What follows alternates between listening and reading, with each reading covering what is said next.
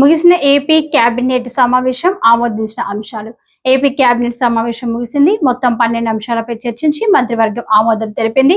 ముఖ్యంగా ఆగస్టు 15 నుండి మహిళలకు ఆర్టీసీ బస్సుల్లో ఉచిత ప్రయాణానికి ఆమోదం లభించింది. ఈ నెల 25 నుంచి కొత్త రేషన్ కార్డుల పంపిణీకి అనుమతి ఇచ్చింది. అలాగే నాయి బ్రాహ్మణులకు ఉచిత విద్యుత్ను 150 యూనిట్ల నుండి 200 యూనిట్లకు పెంచింది.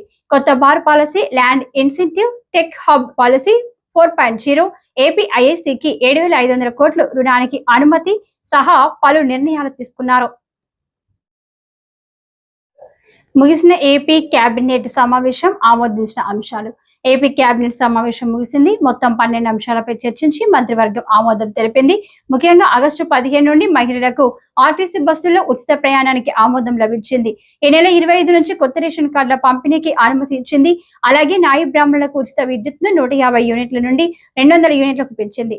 కొత్త bar policy, land incentive, tech hub policy 4.0, AP ఐఐసికి 7,500 కోట్ల రుణానికి అనుమతి సహా పలు నిర్ణయాలు తీసుకున్నారు.